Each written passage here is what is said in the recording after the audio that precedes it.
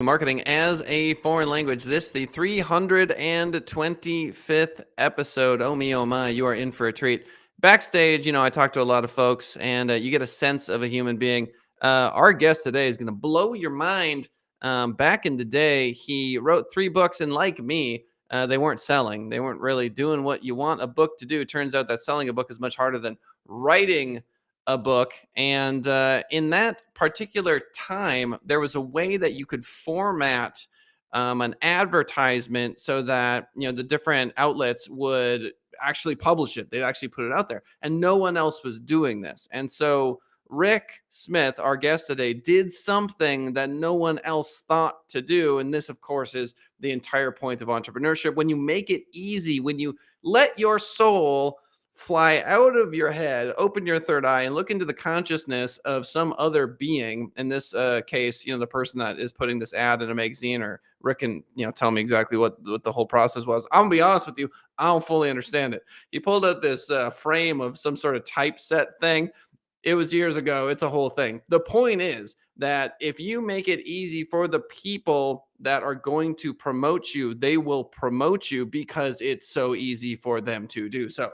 And so at the core of this, and the $1 million that followed, and the millions of copies that were sold for these 3 incredible books that he wrote, is that he used compassion to leverage the money. Does that make sense? He was thinking about the people whose job it was to do this stuff, made their lives easier. And in the end, it's all love. Can't you see? And then the myriad of stories we're going to get from Rick beyond that are going to blow your minds. So, ladies and gentlemen, as I mentioned before, it's going to be an incredible time with our good friend. Welcome to the show, Rick Smith. Hi there. Good to be here, Kellen. What the heck? I don't get it. So this whole frame that you showed me with the white little dots and stuff, can you show the folks that thing? Yeah, what is, I'm real so simple. I bet you nobody on this in this podcast has seen this. This is over 50 years old. This is how they used to lay out copy. Okay, right, so and then they put it on a printing press, add the ink, and then they print canned copy.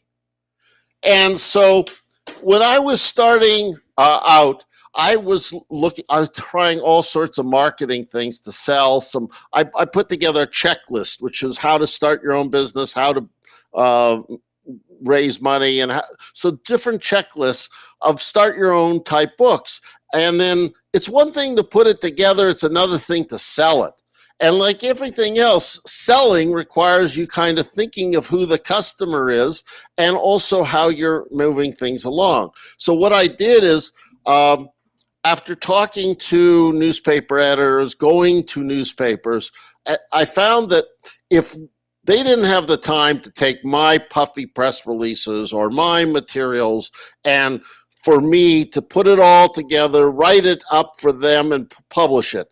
But they said that if I wrote the articles, the book reviews, and I include a cover of the shot of my books, my various books, they would drop it in and publish it because they didn't have the time, but they could just literally cut it. If it fit, they would run it. And in it, there was the response mechanism by which people could send in to my address to order the book. There was the price and how they could do it. But it was done as a book review. And this has gone on to where I built a company called News Canada.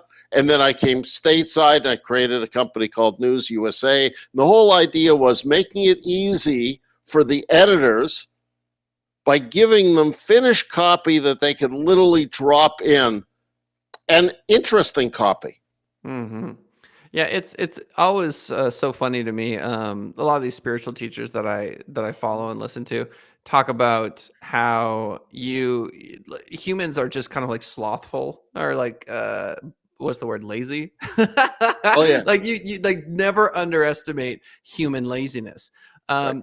So if you ever feel lazy, you might go, I'm lazy, but all these other people, they're so hard. No, they're not. They're lazy too, right? They're human beings. They tap out, they get tired. They want a nap. They drink their coffee. This is just the human condition, right? Nobody's go all the time. And if you are, I guess you're Elon Musk and you're like the 0.0001%. Okay, great.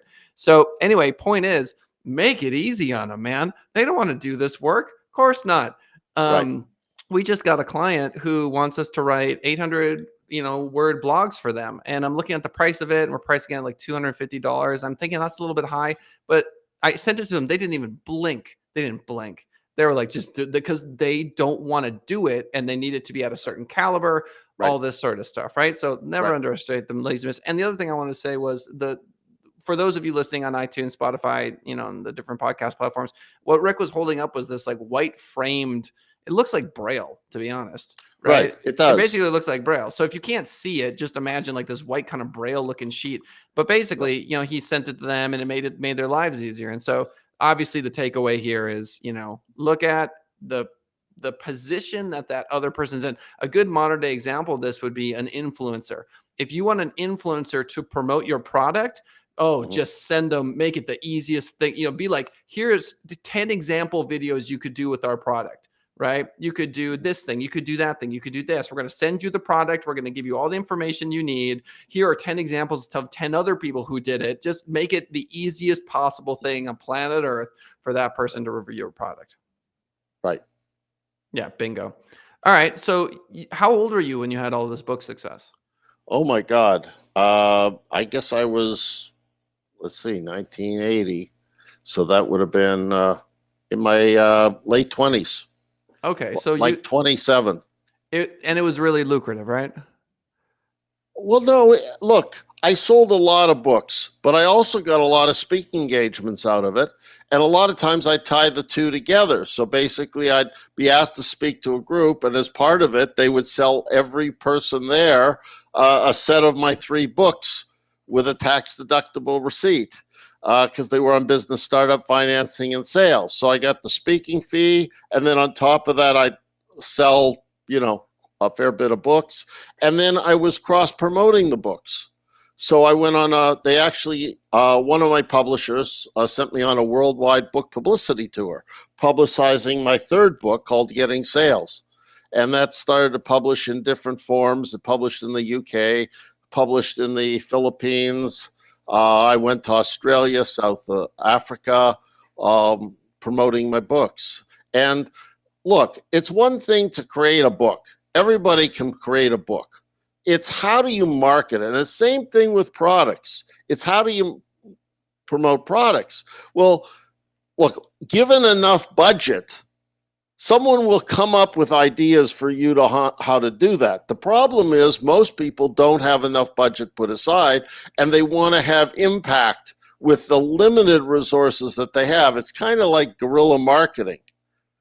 And so I've had over the years had to test out so many different ways to kind of leverage what you have.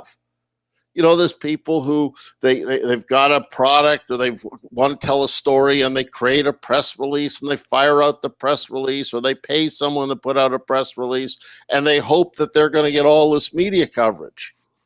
They don't necessarily get it. So No, they have to they come usually up with don't. they have to come up with a strategy. And then there's targeted, where you go and you say, okay, I want to get written up a feature article in ... on me, and you work them and you go have meetings or you pay someone to help and you get the one write-up. So you're in Las Vegas. So on one day, one time, one article appears in Las Vegas. Not everybody sees it. The question is, what do you do to merchandise it? Most people don't have a plan to merchandise that. In other words, it appeared, I got orders or I didn't get orders, and they left it at that. But some of the best value is taking that article that appeared in the Las Vegas paper and then social media passing it around and using email and using other ways to show other people that you got that coverage. People that didn't see it when it first appeared, but now, you got potential customers. Are you taking that logo and putting it up on your site? Are you putting the article up on the appearance of it up on your site? How are you doing the work to leverage way beyond whatever media you got? Yeah, it is very interesting that you mentioned that. They're little trophies that you collect, and then you can share them with people. And people, obviously, when they see them, they'll think, okay, here's some credibility. What I find fascinating, I'm curious your thoughts on this. So my sister did a TikTok live the other day. She got over $50,000 of orders for her company. So she amassed her own. She built her own media company basically using Right. social, over the last 10 years. Um, that is kind of the narrative that a lot of folks are following today, which is I'm not going to go to someone else's company and hope that hope and pray that they give me the attention that I want. I'm going to go build the attention and get it myself. Now, once you have attention, then you can do all sorts of influencer outreach with different influencers because you can share each other's audiences. So once you Right. have 20,000, 60,000, 100,000 followers, this happens all the time. Like, do a cameo on I'll come swing by yours. Like, that's a whole thing. But you don't get invited into the club until you've got that initial viewership. So what do you Right. think about that? Well, no, it's the media and the leverage that you have to be able to, I was going to get into a lot of times people go, okay, I'm an emerging company. I'm a small company. I'm getting rolling. Okay. I don't have the budget. What can I do? And I say, look, there's ways you can do trades. You can do barter. You can do things with equity in your company. There's ways you can get marketing partners to really help you in more ways than one. A lot of times it's just stepping up and doing it. And then you talk about the influencers trading each other. Sure, they can cross promote, but you got to have something. So take an inventory of what you have. Take a look at what your talents are. I've done deals with all sorts of people along the way and to help them, and they help us. And you're happy to do that. But you start building that momentum. Yeah. Yeah, and So, look, when right. it comes to writing a book too, I want to touch on this. So a lot of people don't realize that the quantity of books that are being published today versus 30 years ago, 50 years ago. I mean, there is nothing easier on planet Earth than to go to Kindle Express Publishing, follow their little steps, and boom, you're an author, right? So I feel like I throw a stick, I hit an author. Right. The entire ecosystem has changed so much. And we could talk about its effect on children, just like the number one thing that kids want to be today is a YouTuber. They're just, Right. you ask kids, they're like, it used to be maybe a doctor or so, like it was different, but nowadays it's YouTuber. And so, given that the paradigm has shifted and there's so much more competition and there's this sort of like self-worth that people, my generation and younger have tied into the number of likes that they have, and it's only worse the younger you get. My daughter literally comes up to me. She's like, I want a YouTube channel. How many views? Like it's a whole thing. So given this ecosystem, what are the evergreen concepts that are still relevant from back when you were killing it in the book game? And obviously you've continued it now to today, but you had that early success and you were able to take that momentum and do some of the other things you managed to do from that brilliant kind of move you made early. So what would your recommendation be to some like 18-year-old, 19-year-old in today's environment? Well, here's the thing that you and I are noticing, at least I see firsthand. Marketing over the 40 years that I've been doing this with NewsUSA has constantly changed, and you have to pivot as you go. But just to give you an example, okay, that used to be where you could email and call lists. Now it's all niche marketing. You got where you did pitch letters. Now it's striking images and 15-second videos. You talk about TikTok and stuff like that. You used to have a feature story, one feature story, and people would see it. Now you have the feature story. You need to remarket it. You need to get it back out there, use that credibility, and start moving it around. And then I'll give you another example. In terms of trends and things that are dramatically changing that we can all see now. We all talked about the challenges of what the local media were going to be facing, meaning the newspapers, the radio stations, the TV stations. But for a while, nothing changed. But now you're seeing dramatic changes are taking place now. Here's a perfect example. And you see the local media have sales forces that are out selling their media. But the problem is, if you're a small business, let's say you own a coffee shop, a pizza, a restaurant, Okay, you can run an ad in your local newspaper or your local radio or your local TV station, but you're not going to get the customers that you used to be able to get because people are watching too many different media and you're not getting the numbers that you need for the cost that's come up. But here's the difference.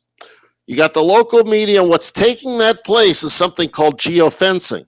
That means where I have my iPhone, and literally I can be walking by a particular new coffee shop, and I can have an order of free coffee if I come right in now with my phone, because it geo-targets, it knows exactly where I am, where I'm walking, literally, and what I like.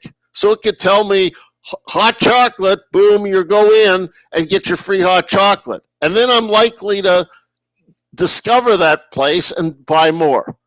100%. Versus being in the local newspaper or in the local media, I may not be even coming by that place this day or this week or this month. So it's much more targeted as where the media has been heading. Right, 100%. So geofencing to me is brilliant. A lot of the stuff that's happening with SMS texting is something I want to get into, but we never really done that. There's just a trillion different things. And so I found myself getting into B2C small business marketing. That's where I landed, right? Plumber, attorney, CPA, that sort of vibe. The second you go anywhere outside of that, you start talking about a restaurant, totally different game. Marketing a restaurant versus marketing an attorney, just world apart. We just landed a crypto client, right? They're a startup coin. They want a ton of blogs, whole different ballpark. B2B, totally different. E-commerce, totally different.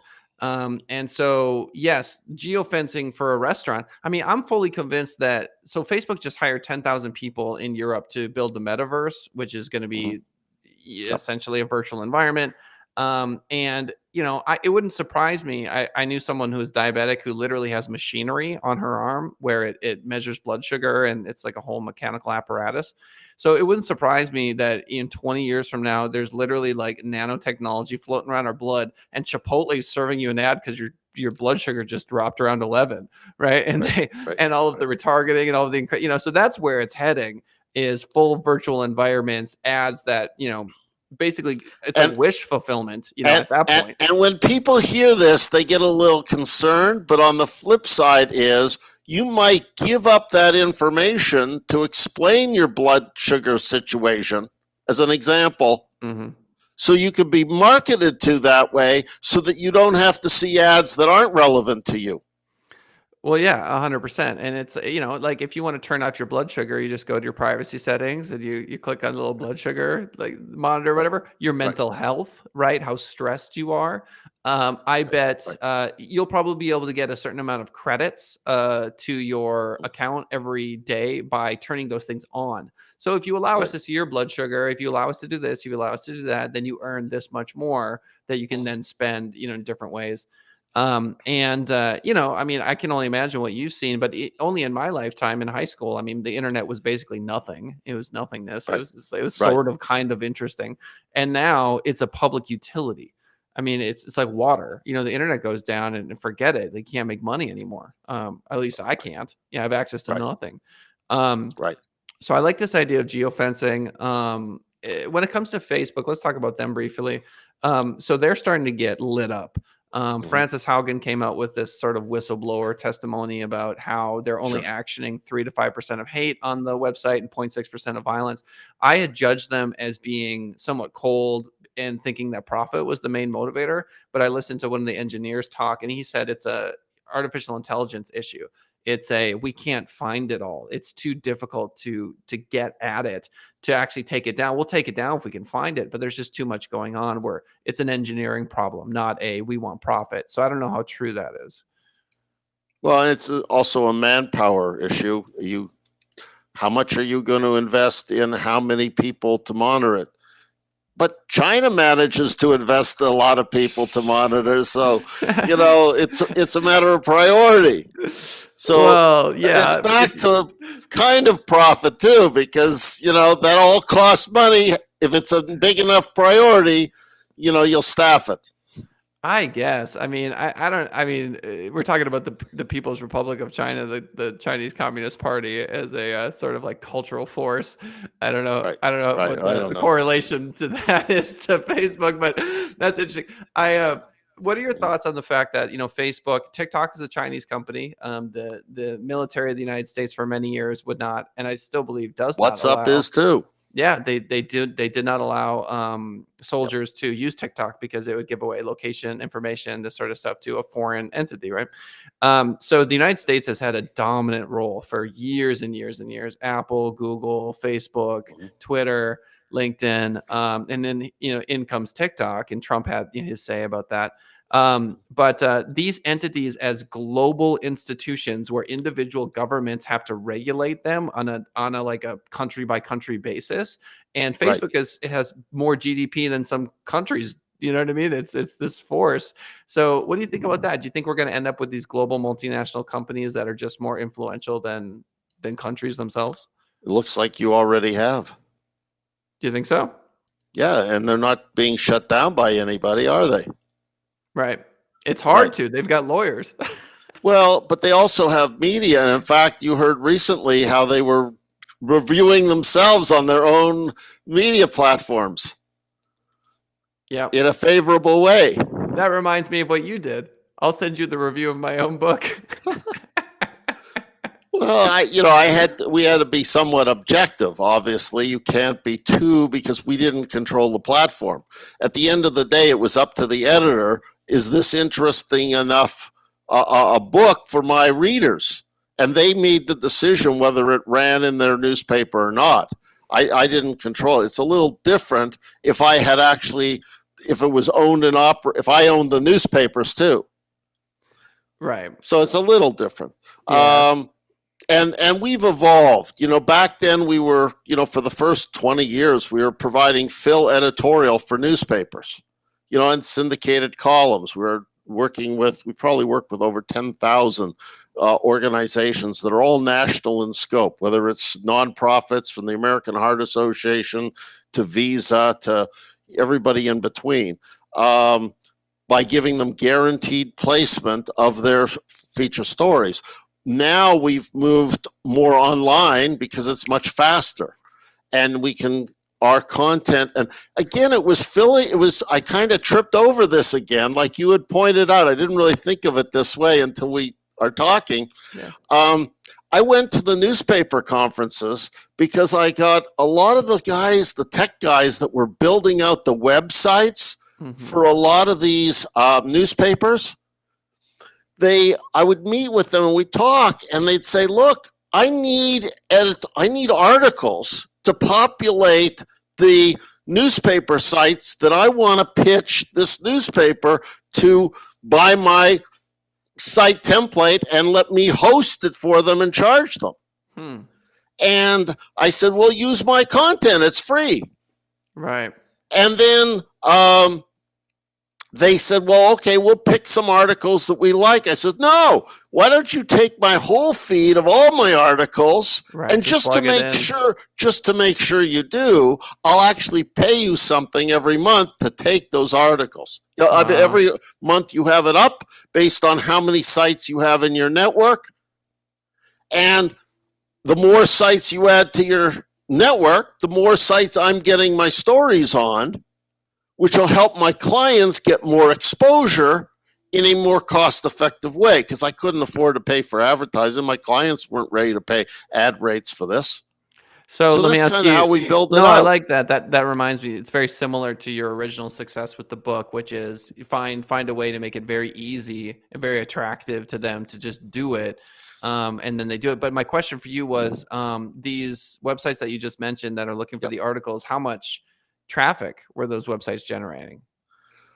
They were initially building it up themselves, which was fine, because I started with like a dozen, and then I got up to 60 sites carrying my articles. And then we picked up another group. I went to more newspaper conferences and followed up through editor and publisher and industry things to get a hold of more of these groups. And it was a real tedious effort Yeah. because I didn't want to pay the ad rates. I wanted to still get the exposure. So I finally, after getting my breakthrough came, I got 600 sites signed up to Wow. carry my stuff. And then we got to 1,000, and then we broke through. We got to 2,000. Now we've got over like 2,200. And we continue to add sites. We added 67 just last week to carrying our articles. So you, instead of a press release, I take your press release, turn it into a finished article Right. that you get to approve, Right. and it has the do follow links, and we can embed a video, we can put in a photo. If you don't have a photo, we'll go get a photo for you. Right. And it'll have contact information, and it'll have your website, and we'll put that article out to every one of the news sites in our network within Right. 24 to 48 hours and prove Have it. you? No, I love that. Have you? It's brilliant. Have you measured the SEO impact of doing this over a certain period of time? Do you have client success stories where they talk about their rankings going up? Clients tend to not like to share information with us. In other words, I ask them, can I get any, can you share why do you keep buying from us? Okay. And they say click-throughs, and they see things like this, and they see, Mhm. and I say, great, can I get some of that data? No, because you're going to share it with our direct competitors. And I wonder if you could you know, start a website that you as a case study for yourself where you started to rank it for something using your own machine and use that as the testimonial. that's a great idea. You know what I mean? Like Yeah, you could just do whatever, just right. some passion project, some side thing, and then you just do one Because article a week and just look at the rankings jump, and then and that would be fascinating. and because in the articles, with every article, we include anchor text links, and we include keywords Mhm. with every article that we put out. And we Right. have various things going on. Now, this year, we tried something different, totally different. Right. Now we have over 30,000 articles we've created.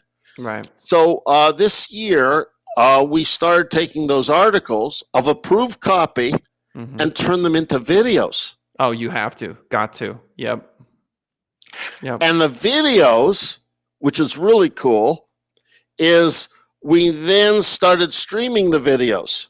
And we started putting the videos out on mobile and up on our Roku channel. And if you have a mobile device, Uh-huh. you can download for free NewsUSA TV. And there you've got the articles, and you've got films, Oh, and you've got yeah. all sorts of stuff. But we're up on Roku, we're up on Amazon Fire, we're up on thousands of news sites. And now we're cutting the videos down shorter to where they can go on digital signage Right. as the Right. content. So are you making these videos, or are these videos that the client is providing to you? Most of them we're making, but sometimes the client has their own B-roll, or they have, Okay. Oh, so like is it like background music and some text? Is that what I'm yes, seeing when I'm watching this video? yes, But it's based off the article itself. yes. We wanted to come up with a very cost-effective way to do it, and Right. because we were still in beta building out all the sites and the reporting side, I went to my clients and said, you know what? Let me take your article, and I'm not going to charge you. I just want to turn it into a video in English Mhm. and in Spanish. And then what I want to do is start putting it out through my networks to start tracking, build the track work, and it's evergreen content. So the clients went with it. I thought a dozen would take us up on it, and we got over 200 before I had to cut it off. Yeah, it's like it feels to me like you sort of have a machine gun, and this is very common for marketing companies, mine included, where you have this entire apparatus that has Mm, power to it, mm, and we never turn it to our own projects, right? That seems pretty like right. a normal thing to do. I would love to do a test with you. I'd be happy to send you our rankings, give you our Google Analytics data and all that sort of stuff. If you wanted to do a trial with the company that I own, if you wanted us as a testimonial, but if you go for that or not, this idea of you Sure, we can creating, discuss that. yeah, you creating your own company, and SEOing it from scratch. So like ours would be an example of an established company. Like, hey, they've been around for 5 years, and this is where their rankings were, and here is their Google Analytics data as of October 19th, 2021. And then you just measure the effect of it. And then there's a video of me talking about, oh, it's amazing, I love it. Video testimonial, that whole song and dance. I think it's helpful having 2,000 additional sites. Well, it's 2,000 links. It's 2,000 links. But there are some questions that I have from an SEO perspective, which is Right. if all the anchor text is the same, that's one of the things that people are not a big fan of, or people talk about that not being a great thing for SEO. But the proof's in the pudding. So I'm just curious how it would roll out if you did 3 or 4 articles, because we produce hundreds of pieces of content a month. Of course, that's not hard. And we're putting them on all sorts of sites, from the Boston Herald to the, the Star Tribune, to the Palm Beach Post, to all over, across all 50 states. So it's guaranteed placement, and it stays up there. Look, for the right clients, it's perfect. Mm-hmm. Right. I don't look at us as a direct response or SEO play. I look at more like a credibility. I think it could be a but and show your distributors and your channels and your stakeholders that you're getting media in their market. Right. No, I love that. And I work with a lot of local businesses. This doesn't make sense for the local plumber, right? Correct. But I also work for like a pharmaceutical company, like a Chinese herbal nationals. Health company. is our biggest category. Boom. There you go. And then what's another good example? A repellent company, like mosquito spray, that sort of stuff. Like national clients are typically, when people go, and when somebody is a national client and they have X budget and they go to an ad agency, they're usually told it's going to be ridiculously expensive for you to get anywhere near national rankings for anything. That's usually the narrative. And so I guess my question to you is, for a national client, how effective is this as a way of driving national rankings? And you may not know that because we talked about that before, and that's fine. Right. But I am curious. That's a question I'd like an answer to. Well, I think the value that keeps coming back, because a lot of the clients are not looking to spend tens of thousands of dollars a month.